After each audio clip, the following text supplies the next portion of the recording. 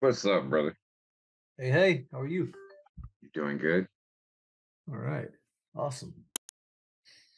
Tell me about I love how it's be all in, but it's ballin'. And I've It's seen the both. word all right, I've seen the word ballin' my entire life, but I never thought be all in. How'd you come up with it, man? Yeah, it's actually my friend's brand. Be all in and ball in. Mhm. Um, kind of the same. So it's like you're either all in on something or you're not. So just be all in. But if you can be all in, you can be balling too. My brand is Rich Nerd, which is this.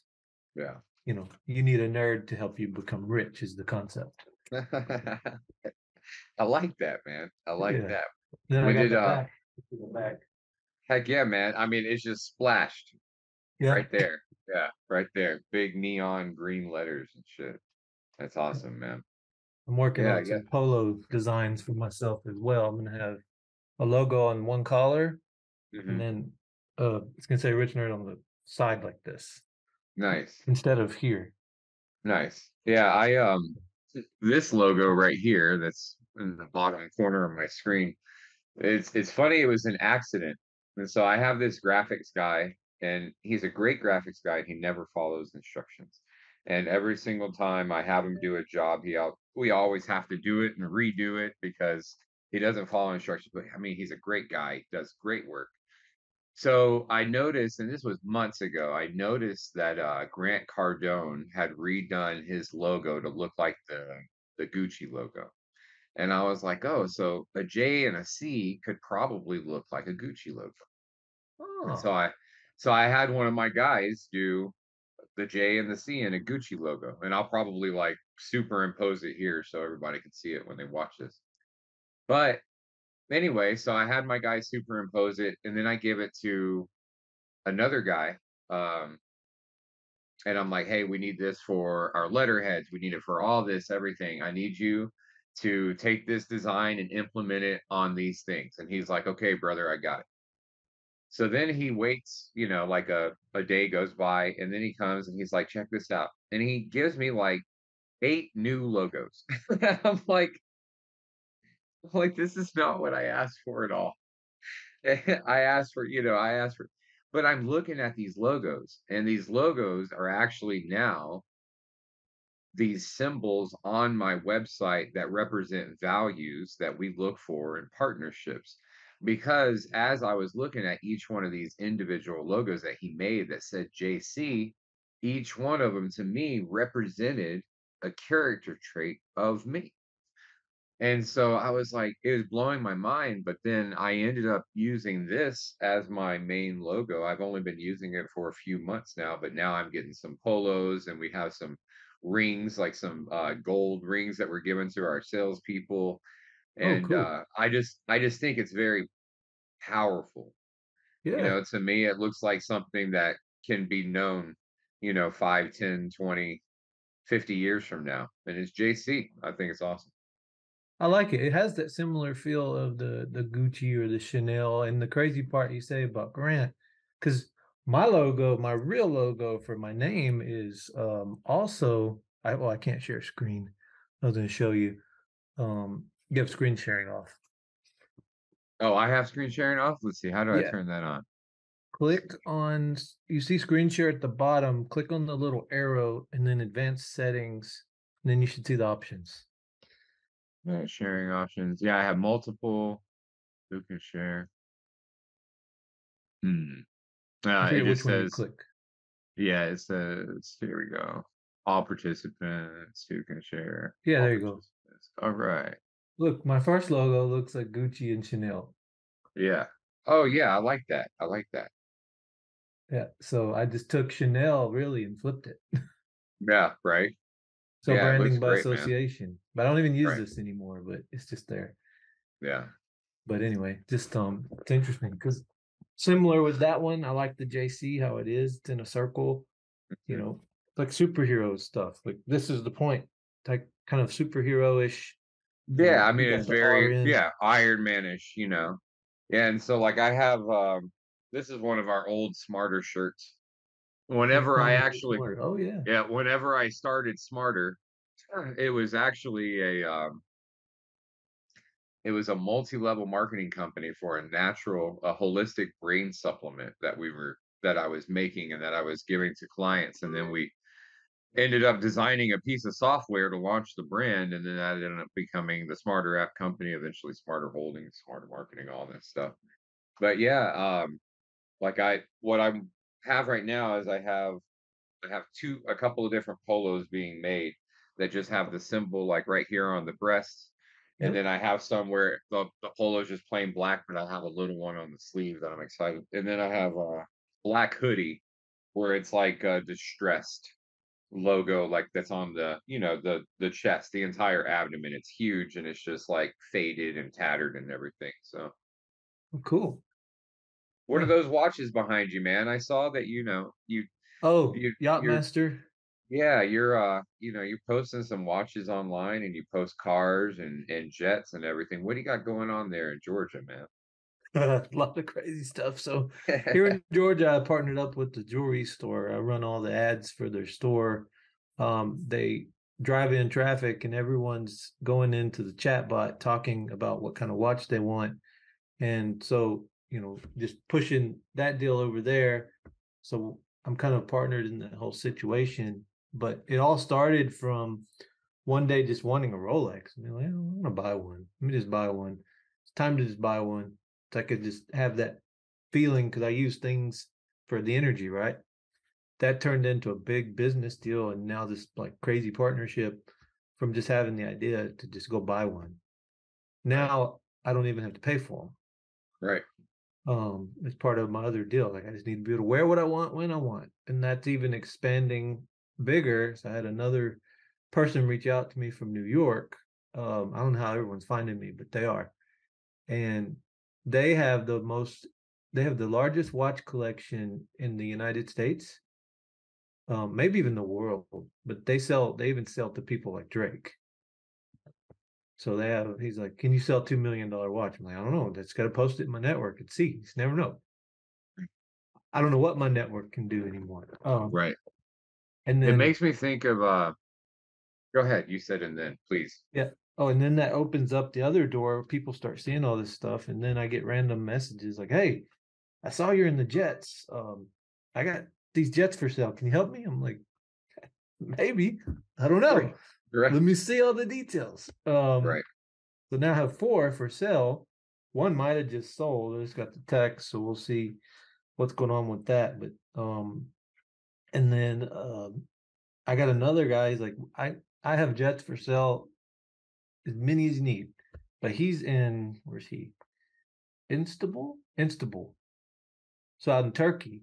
But he's a real big jet broker out there. So, but what I found is I got into some of these super elite groups where a bunch of wealthy people are. yeah, Um, because I kind of cracked a code. So I'm in some really big Facebook groups, but you're not allowed to get in them unless you can prove you own a Rolex. right. So I'm like, Gotta have the interesting. papers, man. So I've even gone as far as now I made my notebook where I write all my goals is Rolex. Yeah. My pen is also Rolex. Even the freaking paper, Rolex. So I'm using this for energy as well. But I study this book a lot, to be honest. It's an untapped book that people kind of forgot about. I've tried to relicense it. I want to relicense it and push it out Yeah. because what's in it is I think it's better than Think and Grow Rich. Yeah, there's a So, lot of gems out there. One that I like is I think it's called the Millionaire Master Plan, and it's about this lighthouse that you go up in levels of energy as you start propelling into wealth. And man, I um, turned that book into a diagram just because it made so much sense, and it talked about how we whenever we get into in order for us to get to the next section of the lighthouse, we have to achieve so many goals, and then once we do achieve those goals, the cool thing is you're always kind of stuck at that point of the lighthouse, which forward progress, you can't really go back unless you do something a lot to mess it up. But anyway, what you were talking about the watch, I'm sitting here getting all this old content together because I'm finally getting active on social media again. One of the reasons why we're even blessed to have this conversation. But I found this little testimonial video. I was looking at it last night, and I was saying on the video, don't buy things when you can be selling them. And that's what you did with the Rolex. You wanted to wear a Rolex, and I believe you went in there and you told them, "Look, I can help you buy these or sell these things." And they're like, "Well, what watch do you want to wear?" And so now you can put on a different watch whenever you want to because you're taking pictures and you're helping them sell them. You're getting a cut of the deal whenever you're selling the watch, and you didn't even have to buy the Rolex. But now all these super expensive watches are now a part of your reality. You got like a collection of watches and you're not even having to spend money on 'em. It's Right. beautiful. It's Yeah. beautiful. That's how I started living my life as a sales guy. I mean, like even these shirts, the shorts I'm wearing, the shoes that I'm wearing, everything. There's so many things in my house that I didn't pay for because I made a partnership with some company and I was able to help them sell their product. I mean, even things like part of my toy collection. It's not just a coincidence. And so whenever I get interested in anything, whether it's a McLaren or my 71, Cutlass Supreme that I'm building, I turn it into a hobby and I get into that Yeah. group of people to where all of a sudden we're a group of people that are doing ourselves favors. And that's how real wealth is built. It's built from the network of people that you're out there associating yourself with. And of course, being able to offer something valuable in return whenever you do get a chance to talk with wealthy people. Especially in a lot of these fake Facebook groups. Um, we were even talking about it a little bit yesterday. I understand the mentality of being an entrepreneur and wanting to grow a brand and wanting to reach out to investors and wanting to get in touch with high net worth individuals and all that. But a lot of newer entrepreneurs take it the wrong way. And I always start a relationship with, this is what I can do for you if we ever go into this relationship. And whenever you start a relationship with the value that you provide first, it automatically changes who you have the ability to talk to. If you're going around asking everybody for money, you're only going to get so far. Yeah. There's nothing wrong with finding someone and working for them for free, or or jumping under their wing or becoming a salesperson for someone. Right. All these And doors can open. exactly. And one of the things that I try to tell entrepreneurs all the time is, you're going to go on this journey. And as soon as you make the decision, especially whenever it comes to wealth or money, as soon as you make the decision that you're going to make money, all of a sudden your course of life changes and all these experiences, instances, and people that you wouldn't normally otherwise meet, they come up in your life. But another thing that happens is a lot of bullshit comes with it, a lot of Oh, yes, it hardships, does. a lot of boring, a lot of the same. It comes along with it. And that's the stuff that drives people back into their comfort zone to stop moving forward. Is they're like, man, you know what? It's like as soon as I started this journey, I really felt like the devil or negativity or whatever it is that you want to call it starts attacking me. And it's like, well, yeah, it is, because it's testing you to make sure you're ready for that thing, that phone call or that opportunity with that investor. Because luck is not being in the right place at the right time, brother. You got to be the right person with the right infrastructure. You got to have the right attitude. Yes. There's Yep. so much more that goes into it. Not everybody can walk into a watch store and come out with a Rolex. You know what I mean? Especially with a contract and an ability to, or an agreement, an ability to help people sell their brand. But the reason why you were even able to have that conversation is because of Ricch Nerd. It's because of Chris Cota. It's because of everything that you built up to that point of walking in there. So yeah, there was the right place and the right time. And there was, this is who I am. And I've spent a significant amount of years becoming that person. This is what I can do whenever we start that relationship. I'm not just some chump walking into your watch store. This is what I've done for people, and this is what I can do for you. Right. And that right there is the part that a lot of entrepreneurs are missing. I get my email, my inbox filled up every day, Oh full my of God. I have Crazy. a I have a $1 billion deal. I have this multi-million dollar deal. People wanting 2 million or 5 million or 10 million for whatever it is that they want. And in 99% of cases, Chris, not a single one of those people tell me how I'm going to get repaid. Not a single person tells me how I'm going to make money back, what they could be doing for me to even start this conversation. It's like Jason's inbox is for my expectations. It's weird. It's like a weird Yeah. behavior, especially whenever we're what I would call servant leaders. We got in the position where we are by serving others. Right. 100%. Yep. So tell me about you have you have the quantum healing, and it's funny, we were talking yesterday about how we got on the On this phone. thing, the circle thing. Yeah. Yeah. Tell me about it, brother. So this is apparently charged with some sort of quantum energy that has something to do with the EE machine. And it's designed to keep the 5G away because 5G interferes with our brains, right? And tells our brains or blocks certain things from happening. I'm all tangled up here now. It's gonna choke me is what it's gonna do. So uh this is still new. This is about a week old. I'm trying to pay attention to what happens when I wear it and when I don't. And it seems like it does act as a conduit to allow my thoughts to broadcast the proper signals versus be blocked. Right. It opens up reticular activating systems. It eliminates fear and doubt. I don't have a lot anyways, but it even makes it stronger. I'm testing out another supplement that a friend of mine,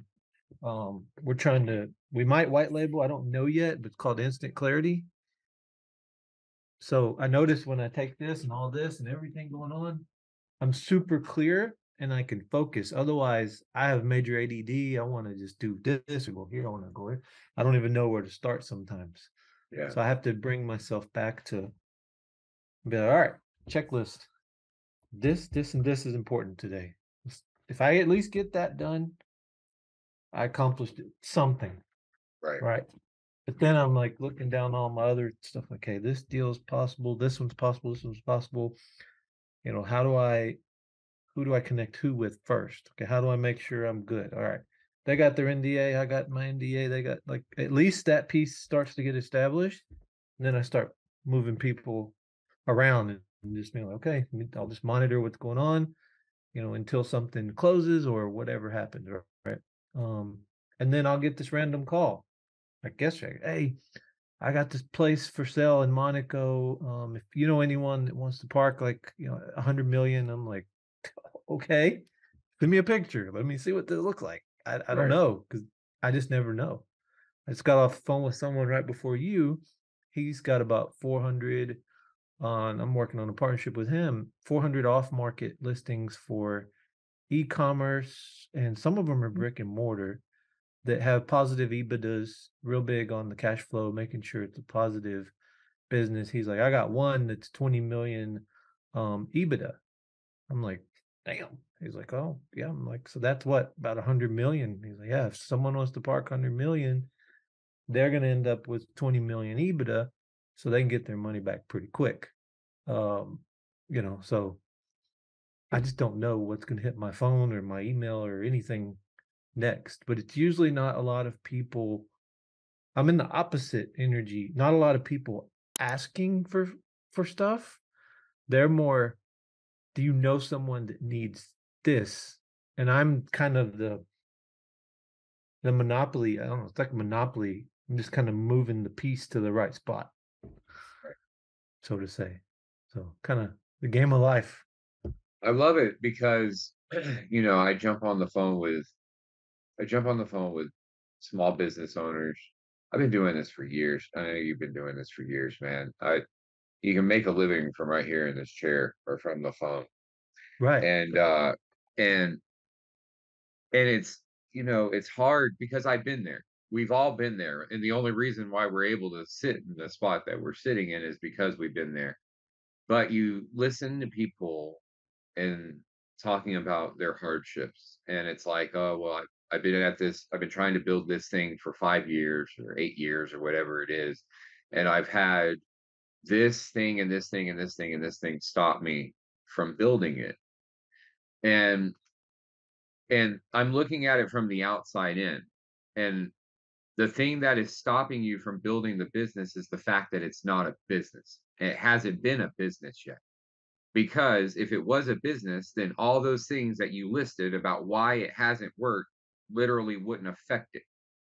Right. And so if, my dad died this last Friday, and as hard as that transition is for me in my life right now, and I'm not some cold calculated motherfucker. I still have my life to do, because at the end of the day, if our parents would want anything from us, it would be to still take care of our kids and still do the things that we need to do. And so whenever I talk to people, especially like even people that are talking, they're probably thinking, "Oh man, how is he doing all this? It's like magic. How is he? How is he?" Well, when you if you think about it as like this pyramid, and you have all these people at the bottom fighting for jobs, and then you have some people in the middle that are like building a business, and then you have a few people at the top that have actually become successful. Well, up here, all of our work is just communicating with other people. Like, we're not up here like having to do the manufacturing and the implementation and the delivery of the product and the building of the this and the this. We're just coordinating things. And so once we get to this point, you know, in the last couple of days, I probably had 5 different entrepreneurs ask, like, how do you even have time to help me? Because this is how I help people now. It's just communicating and getting to that point. I think that's something that we can all strive for. I know for myself, I prayed for many years to be in this position, to just be able to pick up my phone or be able to check an email and know that income's coming in, and an abundance of revenue. And then you're able to live your life and do your things, and go make partnerships with watch stores. I mean, it's so beautiful, Chris. I'm gonna do it today. Like whenever we get off the phone. Um, I'm I'm ready for some nice watches in my life, and even us having this conversation, I used to have a nice little collection. I had I called them timepieces. Yeah. But even now, we met in this room, the founders and funders group, Tim Bird's group, Tim and Damien. Yeah, I And posted that video. yeah, you posted the video. Well, first you posted a listing for a jet.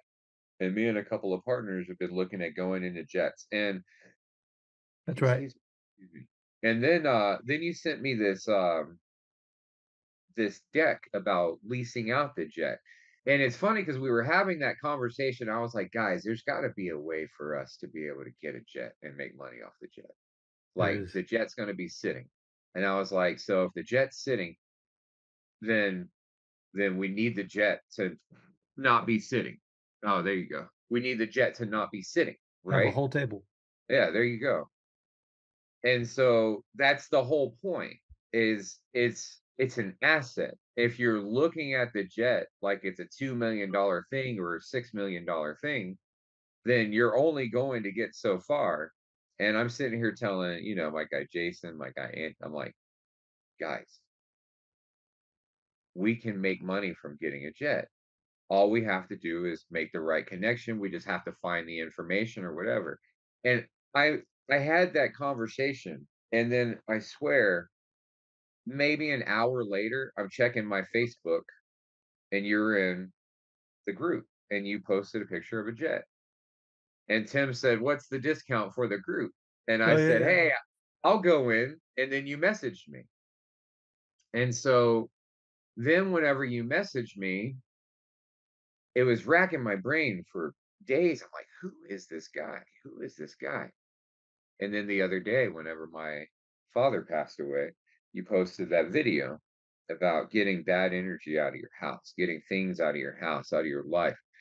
And I saw that video probably 8 months ago, a year ago, whenever, at this time when I started clearing all this bad shit out of my life. And I started clearing all this bad shit. I don't know if I started clearing the bad shit out of my life because I saw the video, or I started clearing bad shit out of my life, and that's the reason why I saw the video. And then I saw Mhm. this video, and it was reinforcement of it. So then all these many months later, my dad died. And brother, whenever I tell you that the biggest negative thing that was dragging me down, that weight lifted off my shoulders Mm. whenever I thought to myself, Tyrone Criddle is finally dead. And I wasn't talking about my dad.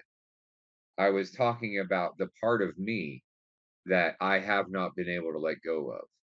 The anger and the resentment of this estranged relationship with my father, the relationship that never existed, the relationship that drove me to be the father that I am today and the husband that I am today.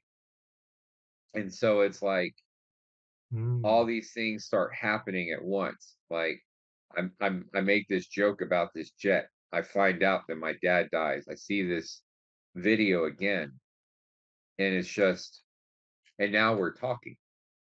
And so I'm looking forward to the relationship that we're building. We started yesterday whenever we finally got a chance to talk for the first time, that led us up to recording this Yeah. content, because it's all the same thing. It's, what is it? Quantum entanglement. Like, now we're sending each other quantum leap, Yeah, GIF files, yeah. because it's quantum entanglement. It's like, let's say that I saw that video in January whenever I joined the group. Well, what happened to me in January, I got attacked with COVID. I was hospitalized. I mean, like, Mm. it took me down for a few months. It was April before I was no longer walking with a cane, bro. And so I was going down this path again in January, like at the beginning of January, I told myself I'm doing things differently this time. And then I start going down this path again of letting people use me. Even though I was making all these strides in my life to not let people take my energy away anymore. And so I made all those goals in January, and here it is, September. Man, it goes by so Well, quick. this year just went. Right. And it's like I was sitting here talking about the goals that I had for the year like a month ago, and now the year's gone. And so now it's September. And whenever I look back at the goals that I made at the beginning of the year, have I fulfilled a lot of goals? Yes. Did I fall right back into that place where I was letting myself get surrounded by energy vampires? Yes. But then whenever my dad died, it just, I don't know, like, not like necessarily a sense of relief, but it's like I think my entire life, the last time I saw him, the last time I had any kind of relationship with him, I was 10. The last time I saw him, I was 17, and now I'm 40. And so part of me was thinking that at some point I'm going to have this talk with my dad. My dad's going to call me, and he's going to be like, "Son, this is why I was a coward, and this is why I abandoned all my children, and this is why I abused you, and this is all these things, and here's the explanation." And here's your closure to why all this stuff happened. And that call never took place. And it made me realize that that call never took place because my father literally was incapable of being the man that I am. And so it went above and beyond a level of forgiveness, not necessarily a level of pity, but a level of complete understanding of he was who he was. He was a 75-year-old man, and regardless of how I felt about how he abandoned his children or how he did whatever it is that he did, he moved on with his life without us. So it's time for us kids to move on, you know? Like we never moved on. We were never able to move on. It's like because we were all holding on to this hope that dad would come back. But now there is no chance of that happening. And so now, since there's no chance of that happening, there's no remorse, there's no despair. It just kind of feels like freedom. Anything that I could have thought about my dad, it doesn't matter because my dad made me who I am. And I'm a great damn person because of those hardships, you know? And so, but then he died at a time in my life whenever I needed to have that realization. He died a month after I turned 40.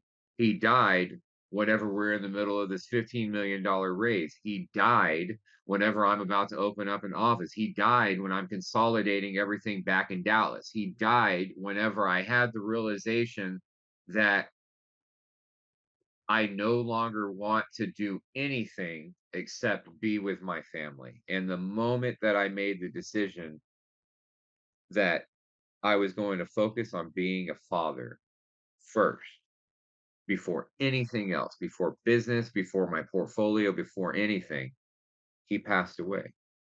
And it was like a Mm. sign of, yeah, Jason, like an affirmation of that's exactly what you need to do because, brother, you're going to die.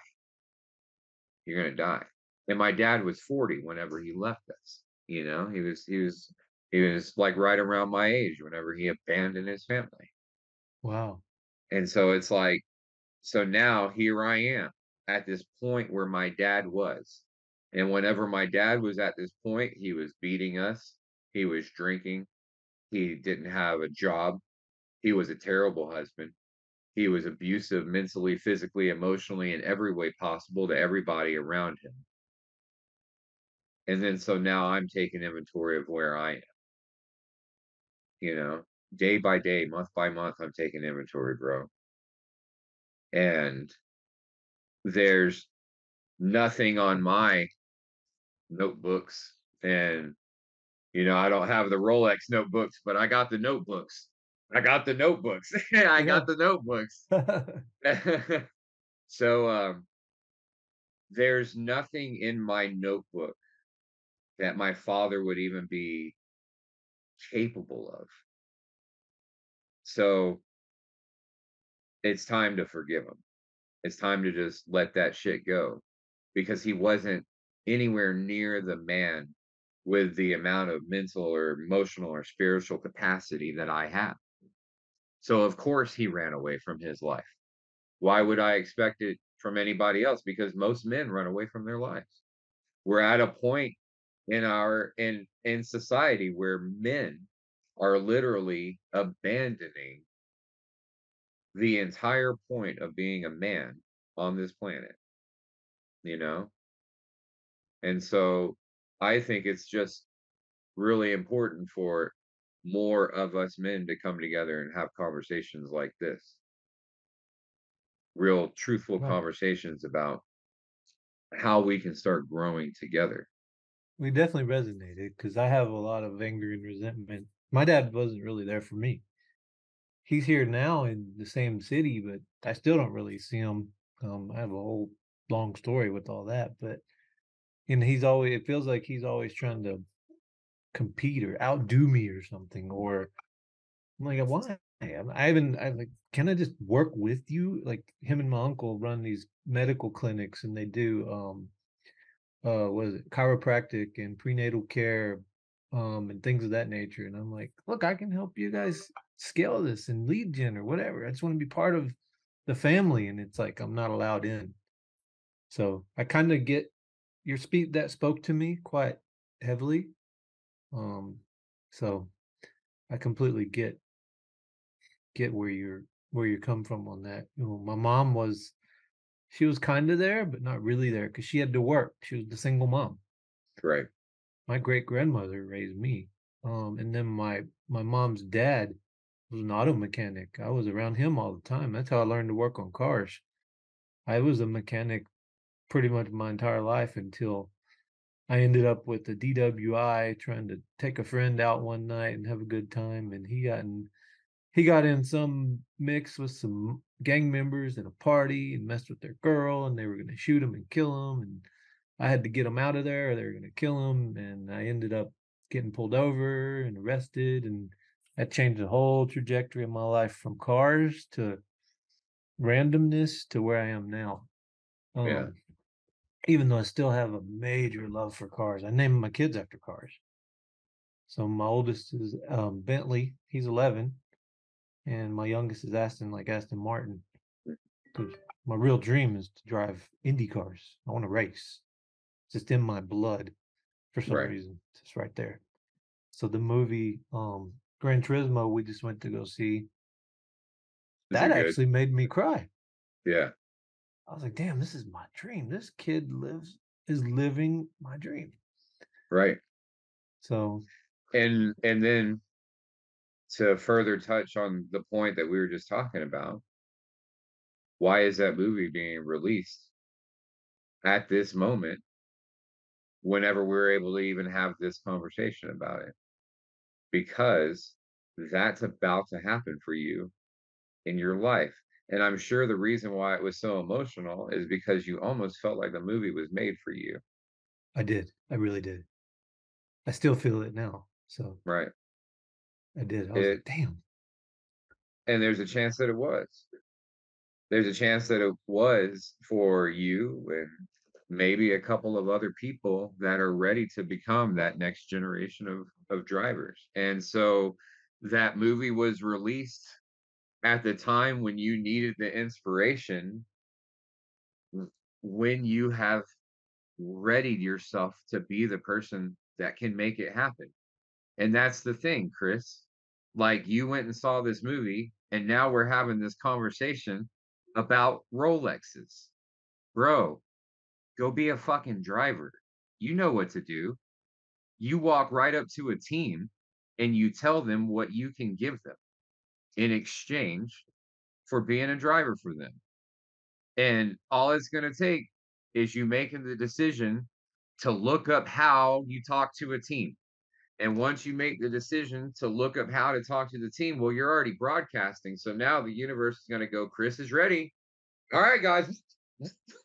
Chris is ready. The tires are ready. The gas is ready. Chris is ready. Look at you working. Look at you go.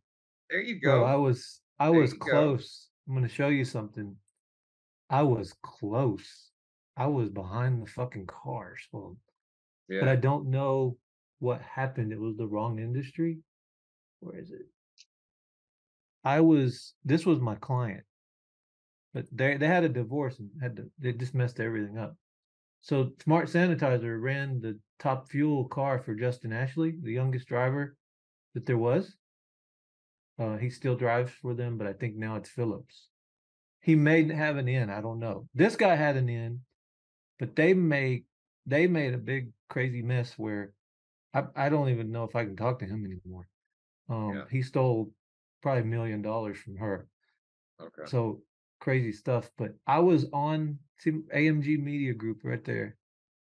I was on the clothing. I was on the wing of the car. I was close. I felt like this was a trial. at that moment, I'm like, where, how is this it? Am I getting there? Am I right there? Right. Because my logo was right next to one of my indirect mentors because I feel like I'm exactly like him and we have the same birthday and all that stuff. But Yeah. Marcus Lemonis, Yeah. that's how my brain works. I go into business, I'm like, oh, you're having all these problems. All right. What's going on? Let me watch. That's why it's not working. Right.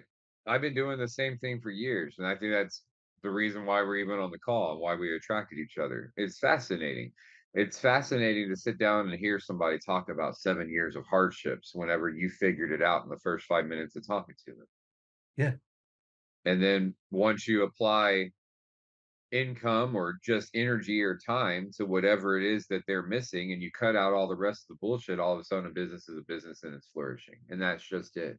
And for the most part, it's usually the business owner that's actually getting in the way that their lack of knowledge or understanding, the emotion that they're bringing to the table, one or the other. And so the only reason why we've even been able to make a living is because of being able to find and identify companies that are doing really well, but they're poorly managed. And Yep. as soon as you take care of the management, then all of a sudden everything takes care of itself. Right. Like when you told me what you told me, like some chiropractor was selling a PDF, you took it, acquired it, jumped that up to XYZ. I'm like, what in the world PDF were they selling? Yeah, yeah, That's crazy to yeah, me. yeah. And Okay. and it happens. It's happening on udemy.com. It's Yep. happening every single time somebody writes a digital book. It's happening all around us, and people literally aren't looking at these things. And I mean, that's one of the most fascinating investments that I started looking into in the last 2 years is plugins for all these new things that came out. And so Zoom becomes this huge company whenever COVID happens, right?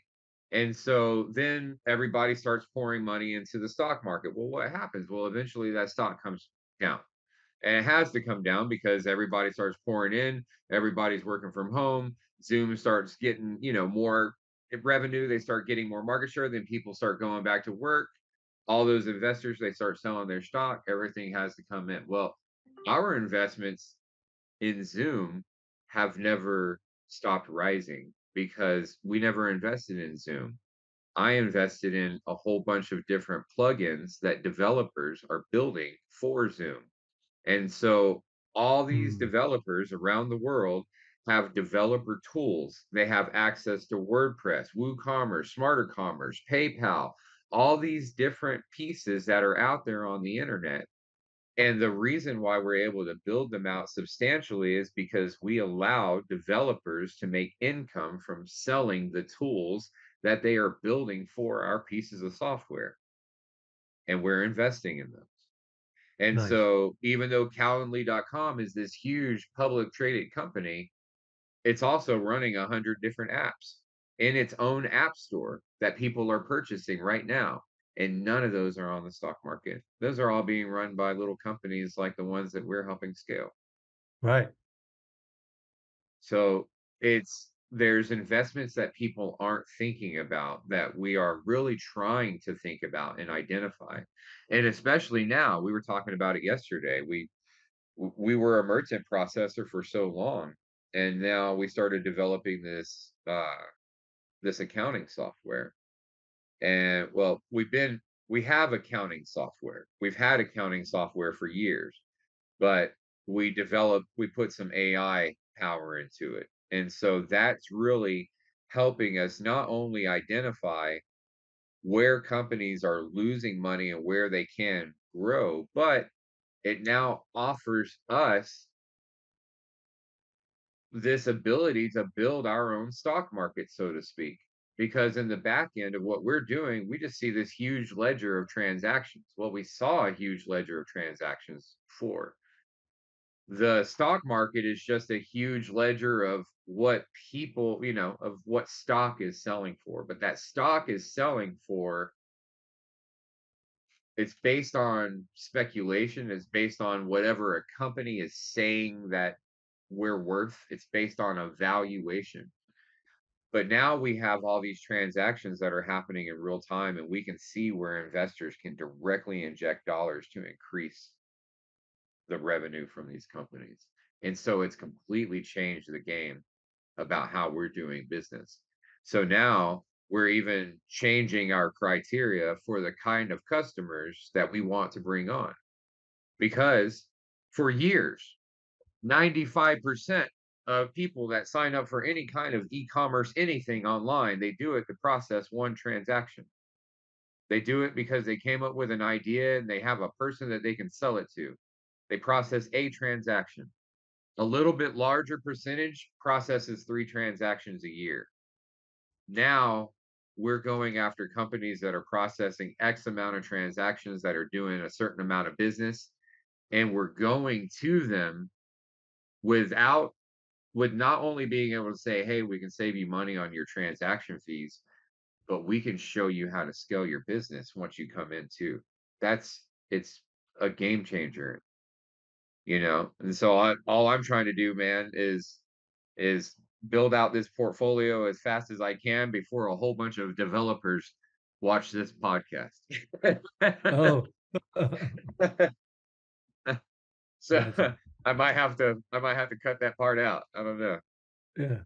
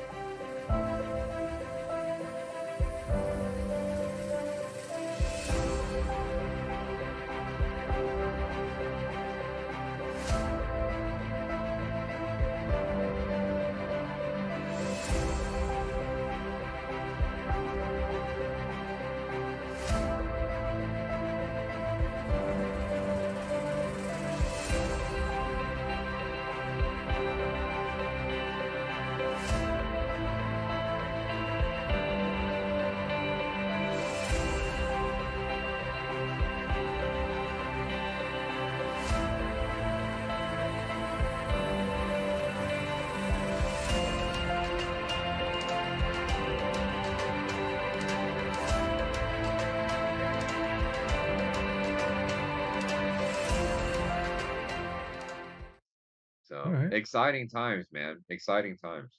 It's real cool. So accounting to do with does it have anything to do with AI and taxes? Yeah, yeah. So I mean, the software that we were already running would be, like QuickBooks or any kind of books that are out Mhm. there that are helping you do profit and loss, get your W-2s together, bring in receipts, and then spit out your taxes and everything. We have not started trying to play with the tax code with AI, but I mean, that could be something that somebody could look at. I would imagine that they're probably doing it right now. The government is, especially now that they finally launched Fed Now. Fed Now is going to change the game, man. Oh yeah, did it actually launch? Oh, dude, I want to tell you about something. I need a clip. I need a clip that I can cut out. And this is going to be that clip, because I had a conversation about this over the weekend. And this is a profound thing for Americans that we all need to understand. I've been a merchant processor for 8 years. I'm a 40-year-old American man. For as long as I've had a checking account, there have been rules that have been in place, and those rules were broken over the weekend. And it hurts me to think about how many people may have lost their homes or their cell phones, or they're looking at all kinds of late fees and bills and everything. We just had a Mm. weekend with a holiday on the Monday at the start of a new month, and our fees came out on Sunday in the middle of an afternoon. That Mm. has never happened before. Do you know what that means? That means that we are no longer protected by, I can just get some cash in the bank by Monday and everything will be fine. That does not exist anymore. It is gone. Hmm. That means if your cell phone payment was due, if rent was due, if whatever it is that you're just hoping that tomorrow's Sunday, and oh, thank God they can't take out that money tomorrow because it's Sunday. I have until Monday to figure it out. You no longer have that day to figure it out. It's gone. Only with banks or credit unions? Banks, well, whichever one start adopting it. So I knew there's a whole list on the FedNow website where they show you exactly what banks and credit unions have started adopting it now. Oh, shit. So it's going to change a lot of people's lives. It's something that, at least to me, something that I don't think that a lot of people are thinking about. We've No, always had especially that grace. paycheck to paycheck Right, people. exactly. The grace periods that we ever had that existed in banking are now gone because payments are instant.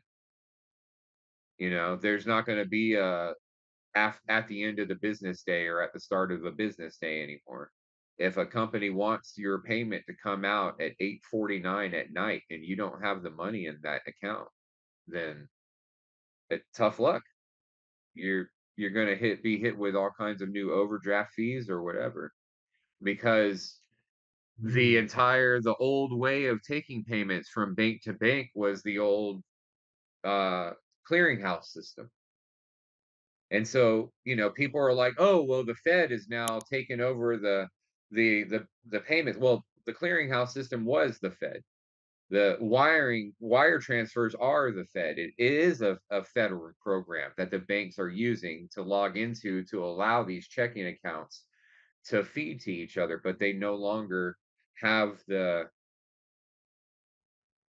ties that hold on the 9 to 5 Monday through Friday thing. It's Oh, instant. interesting. That's not good for yeah, that's crazy. That's not good Okay, for a lot of people. and no one knows this happened. Right. I'm sure they know now, but they weren't expecting it. And nobody it's not like an effect that people were thinking about whenever they launched FedNow. Nobody was thinking about what was going to be people like us. I'm a merchant processor. I'm looking ahead in the future. I'm like, we need to make as much money with payments in the next 3 to 5 years as we can before it becomes instant and it's all owned unilaterally by the government. But Right. then I wasn't thinking about these little effects. FedNow services live. Oh shit. Okay. This is interesting. Wonder if Navy Federal, because I have credit union. I don't really even pay attention to mine because it just automatic all my stuff automatically pays. Nope, they haven't been hit yet. So maybe credit unions aren't there yet. Some Nice. are. Looks maybe military ones. Interesting. Because Navy Federal's military. I don't see them on the list yet. Yeah. That's interesting. Damn, that's not good for a lot of people. Yeah, because you do think, okay, yeah, my money will clear on Tuesday, you know. Right. Yeah. You're like, today's Sunday, Monday's a holiday. I'll be fine until Tuesday. I mean, think about that, dude. People went to bed on Friday night thinking they were going to be okay until Tuesday. And if they had something that came out on Friday night, it came out on Friday night. If they had something it came out on Saturday. It came out on Sunday. It came out on Monday. People went to bed on Friday thinking they had until Tuesday to get cash in their accounts. Bruh, that's crazy. That's life changing and not in a good way. No. Oh So my god. anyway, I wasn't trying to change the conversation, but yeah, I mean, it's definitely something that somebody needs to be talking about. And I'm glad that we had a chance to talk about it now because I'm going to cut this clip out and throw it online so people can see it. Yeah, okay. Um, So interesting. Alright, well, yeah, well, what a downer to the conversation. no, But not those are, really, because now no, that's it's a it's just a real talk. It's a it's a real talk. problem that needs to be addressed and solved or somehow pushed out so people know about it. This is where viral TikTok videos happen. Right, right. I mean, another thing that happened over the weekend, like I've been looking at getting a new Tesla. I've been looking at the Plaids, and then boom, like in a day, the prices of the Teslas dropped like $30,000 I saw less than that. they were selling for at the beginning of the year.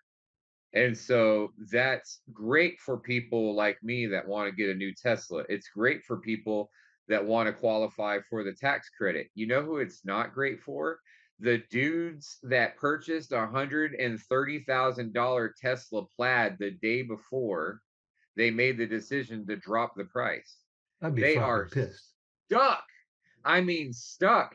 And it's really funny, Chris, because I was seriously the day before they posted online about the price drop, I was looking at used Teslas. And now every single used Tesla on the market is selling. It's listed for more than you can go and buy a new Tesla for. Oh, I know those people are pissed. I know those people are pissed. Yep. But Well, all of a I've been sudden, looking too. their batteries became cheaper. You know, they've been processing so many batteries, and then this alloy that they're getting, in bulk, it becomes cheaper and everything. And so it's just like technology always becomes cheaper. And so that's something that people aren't really thinking about. Tesla is not a car company. Cars always become more expensive. Tesla is a technology company. Right. Technology becomes cheaper. The more access that we have to whatever it is that makes that technology, the cheaper it becomes. And so people just people just kind of got their first taste of what a technology company that's making cars has the ability to do to the market. They can really make a huge fluctuation in the market. That changes everything for investors that are involved, manufacturers that are getting bills paid and they're expecting Yep. certain amounts. It changes the car prices. And then you put that up there with Fed now, and then COVID. It's like, whoa, what is happening, man? It's like change after change after change after change after change. These They're things trying to are bring just COVID back. right. These things are just hitting us, man. One thing after another is hitting us in the face. Mm. The world is changing so fast, man. That's why So working fast. for yourself is very important. Right. Yeah, Right. because then you can kind of control, be like me, for example, I don't worry about all I worry not worry about, but all I focus on is building the cash flow bigger. My cash flow Right. automatically pays me in my personal bank with me and my wife, but I just focus on making that bigger. So I haven't worried about money in shit, I don't even know. But I learned probably since I met her, because I learned a lot of my money skills through her. Before I met her, I was paycheck to paycheck person because that's what I was taught. She's Japanese. I learned the Japanese culture of money where there is no poor people. It doesn't exist. Right. There are no homeless people. Everyone is medium or wealthy, but they also don't the rat race doesn't exist. Everyone's not trying to go get a Tesla or Lambo or Ferrari or a big house or something. So watching this night and day difference has changed a lot of the ways I think about things. But plus, I grew up from nothing really. Like my family didn't have a bunch of money, but my cousins had all the money. My aunt and uncles were rich. And I was always with my cousins. And I'm like, they have everything. I have nothing. What is going on here? So that blew my mind and helped change me to, I guess, who I've become, which keeps changing too as well. So, I don't really know where I was going with that, but yeah, it's just crazy to think about. I mean, man, ways to make money is mind blowing. We're about to launch a whole I got the partnerships all set up finally and everything's moving, but we're about to launch a whole Amazon FBA um business building program for people because people need that like residual money. Right. At least 5K a month would Right. be good for most people. Right. Yeah. $500 a month can change a lot of people's lives. I mean, Yeah. 5K is 5K is an entire Shift. successful person living in your house and providing an income and not asking for anything in return. I mean, it's a huge change.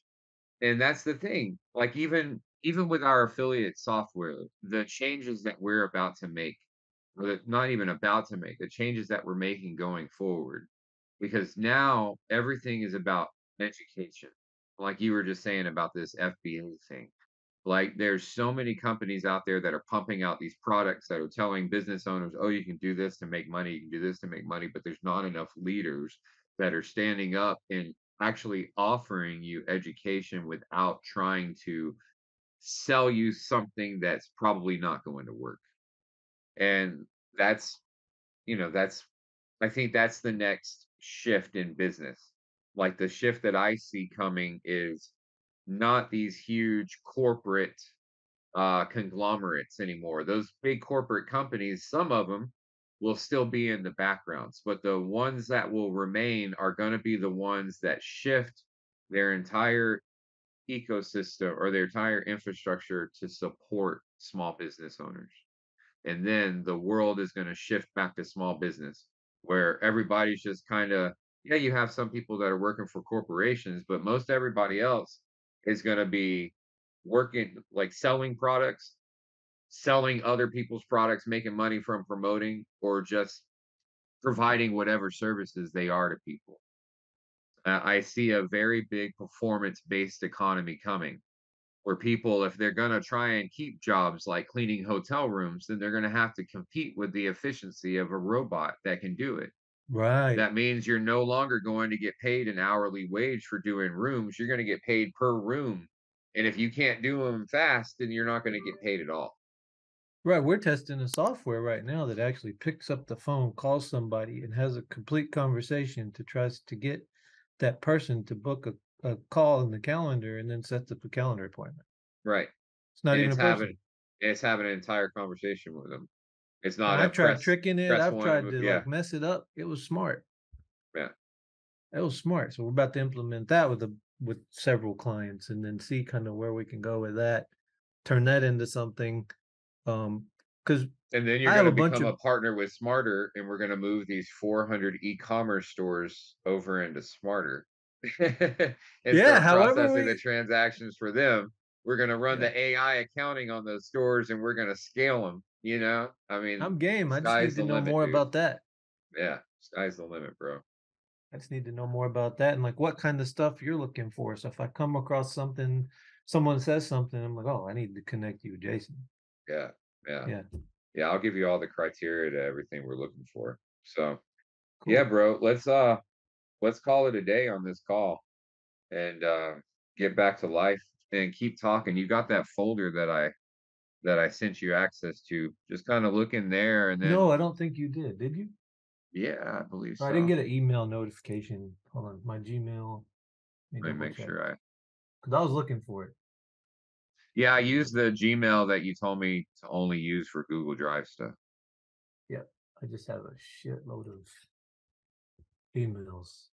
Oh yeah, you sure did. Okay, perfect. Well, now I have it in my favorites.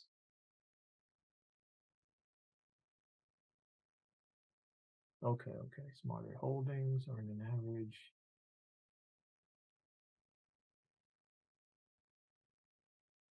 Oh shit. So this is a cash flow vehicle as well. Yeah. Oh, dude, we're doing awesome. The only thing that I don't have in there, I don't share our go-to market strategy with anybody, even though I don't mind telling you our go-to market's always been PR. We don't do any kind of online advertising or anything for most of our software. And then I utilize those leads to obtain companies. But now we're expanding. So now we're not thinking about how we've always done things. We're thinking about how can we get this across the globe. Like we have, like I was saying earlier, we have a lot of payment infrastructure that's already in place. We got like 100 something vending machines in China. So we already have our software ready for vending machines. I have a development team right now building the smarter commerce transaction keys for pilot gas station. So then we'll be able to start allowing that at gas stations. And Oh, so hooking you there's up with credit card ISO yeah, yeah. agents would be a good one. Yeah, exactly, exactly. All the ISOs that we possibly can, because a lot of ISOs are out there and they're making commissions to earn fractions of a transaction. But because because of our contract, we can give them more per transaction than they're earning currently from whatever company they're working for. I don't care what company they're working for. You can beat it. We can give them more per transaction.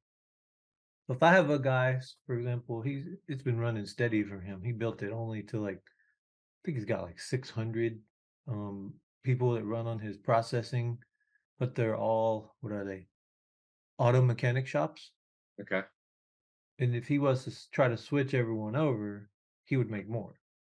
Yeah. So what we would want to do is if he has everybody on processing, then what we would want to do is try to implement some software solution to where I mean we could get into his processors. That would be one, but every one of those people are still probably paying a monthly fee for that processing equipment. So Some what we are, would some aren't. Some of them are the cashback program yeah. where they pass the fee back to the client. Okay, cool. So yeah, so what we would want to do is we would want to try and build some kind of online POS system or something like that, that the mechanics could sign into that would just run. And then we would have our own credit card swiper that they would hook up. That would be the next step in getting them into physical stores. And the reason why I'm saying that is because with gas stations already have the infrastructure in place. Whenever a gas station, whenever a pump goes to a store, it's a card reader and buttons with no software.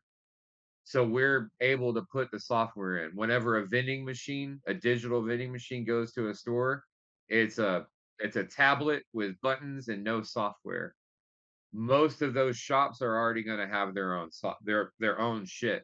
They're going to have their own swipers. So what we would need to do is we would need to make a relationship with the company that's either has that machine and build software for them, or we would just want to make if we decide that we're going to go that route, then we would want the company to invest in our own processing equipment that we could provide our vendors. Those would be the steps to What being about able to soda do that. machines? So making a deal with like Coke. Yeah, I mean, absolutely we could. Okay. Now, the thing about Coke is probably going to have a ridiculously low fee that's probably a lot lower than us. Like we would probably never be able to go at after Walmart because their exchange fees are going to be so low because of the amount of volume and stuff that they do. But going after the independent companies that have their vending machines. Most of the Coke vending machines that you see out there, they're not Coke. They're owned by somebody. Right. That is, you know what I mean? So that would be a matter of the next time you see a Coke machine, walk up to it. There's going to be a little tag with a phone number on there. I'll It's going to find it. say, if you have a problem with this machine, call this number. And that's going to be a person that owns that machine. That would be how we get into those machines. Okay. All right. So yeah, I'm glad you're asking these questions, man, because I see it's making your brain run. So I'm right thinking now, of who I know right, that has the right, biggest user base that could switch this whole system into or right, integrate this somehow and be right, like, hey, here's 600 people just like that. and that's what whenever I got off the phone with you yesterday and you had talked about the 400, I was like, these are the kinds of relationships that we need. And I was telling my wife, I was like, these are a relationship with a guy like Chris is the kind of relationship that we need. But then the further it goes into it, it's like Chris already has those relationships. So I need to cultivate my relationship with Chris. And so that's what like I just think it's fascinating that dude, it cost me the contents of that folder. It's $28,000 worth of attorney paperwork in that folder. So we're serious about what we're doing to raise the money. And so, but I also don't want to raise money. I'm thinking about it differently because now we're about to get to a point where we're never going to need investment dollars. But I want to build an investment firm. And that's what I've always wanted. So that means that the investors that are coming in are not people that need our money. They're people that we want to do business with. And so that's the way that I'm thinking about it now. In the past, anytime that I've raised money, all you always end up with is investors that are saying, "Where's my return? Where's my return?" Well, the cool thing is now we can put on paper to the day and the penny when you will receive your return and exactly how much it is. Everything is so predictable in our algorithms now, it's ridiculous. So now that we're at that point, I can be choosy, right? It's like whenever you first started your when I first started my landscaping company, I was taking on any customer that I could until I got to a certain point. Then I got rid of all the customers that wouldn't pick up their dog shit. You know what I mean? Because it's like we're scraping dog shit out of our Oh lawnmowers. God. But it's like, well, once we get to a certain level of income, well, we don't have to deal with their dog shit anymore.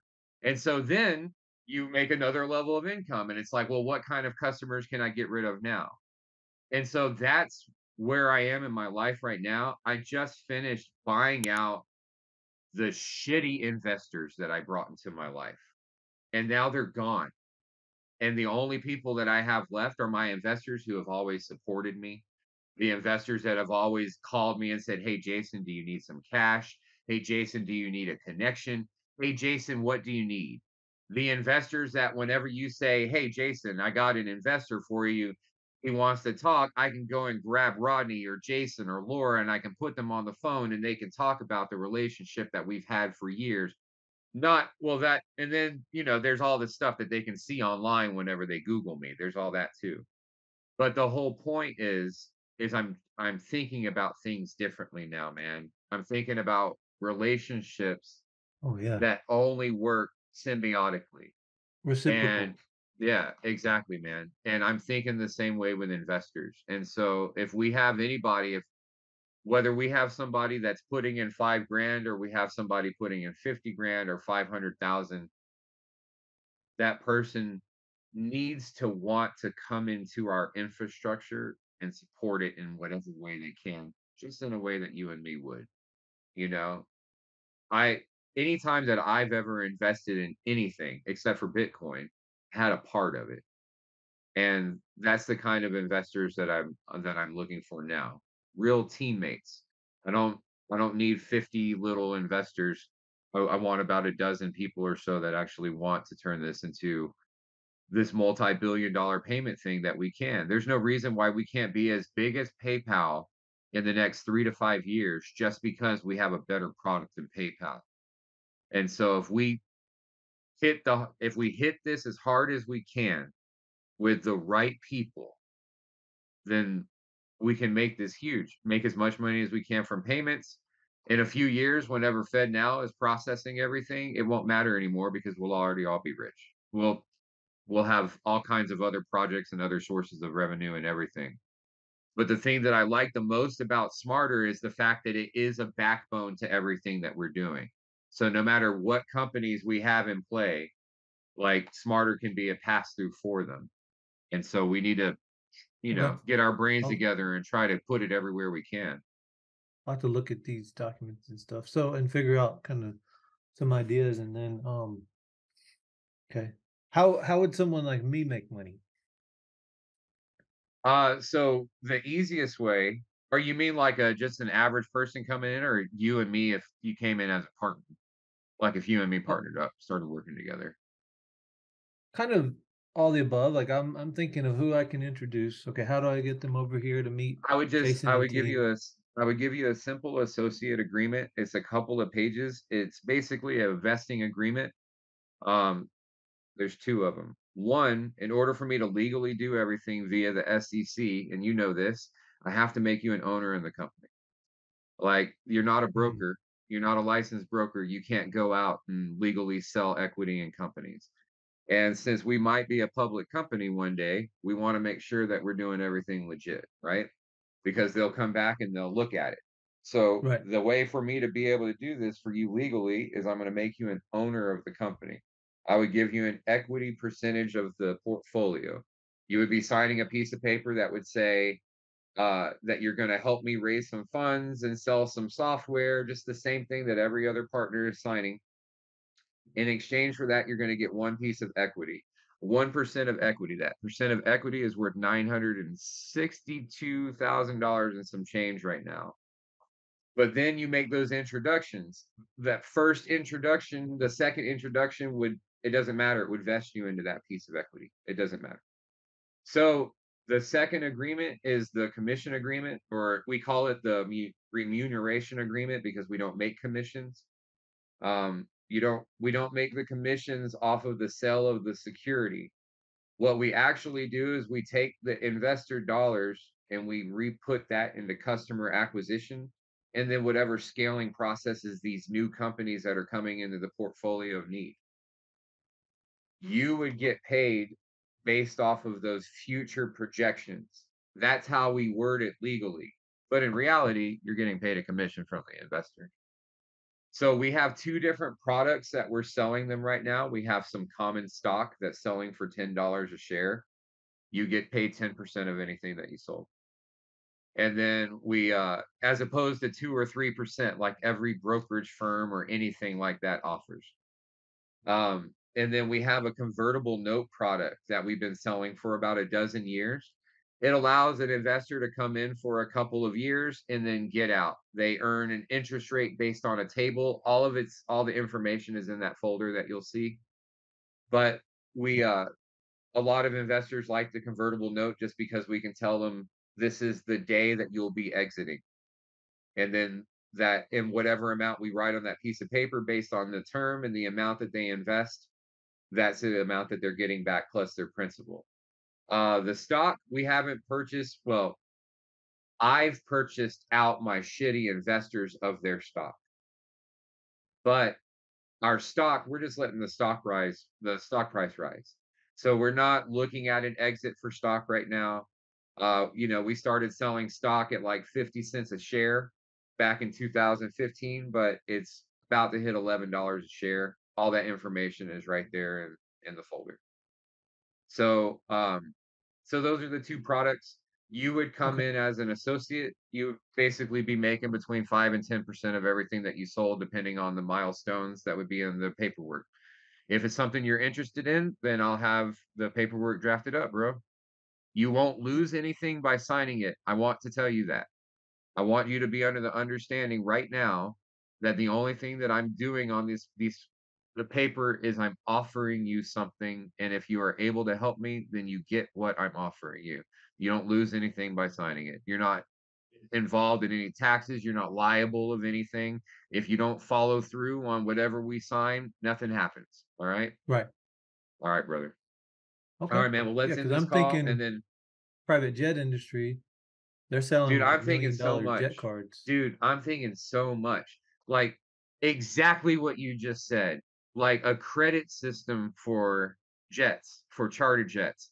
Instead of us just focusing, it's easy to focus on whenever you sent me the thing about the charter jet, I was thinking, oh man, that person that makes the jet, they can make a lot of money. But then I was thinking, what if we put together a system that would directly allow the person that owns the jets to get the income, not some management company that's being a pass through? It's like, how do we do this? So we would need some kind of infrastructure where a pilot could go in and make an account and they could say, I'm a pilot and I'm ready to fly. And then business owners would go in and put in their jets and they would say, I have jets that are ready to fly. And then people buy credits on those private jets. Boom. And we could have it up and running in the next 24 hours, Chris. Oh, interesting. Okay. You need an Okay. app. If you want an app for it so they can take the payments on the app, I can have it up and running by this time next week. We could have it launched on iOS and Android. That's how fast we can do this shit. So just think about who you got to get me connected to. We have a full-time development team that can pump out stuff all day long, man. Okay. Do you have a special calendar to take appointments Uh just for I these things? just yeah. No, Okay. that would just my special calendar is the fact that you and I can text each other now. Okay. All right, man. I'll Or talk to you soon. WhatsApp. You use WhatsApp too? I don't use WhatsApp, should I? Yeah, all the big brokers and like luxury moving and shakers, they have a WhatsApp because we're communicating Because a lot of internationally. them are like out of town and not in the United States, right? Yeah, or Monaco or Turkey or everywhere. Okay. I'll download it today. Cool. All All right, right. brother. Look in that folder. I'll talk with you soon, man. Yeah, man. All right. Awesome. Great talk. Later.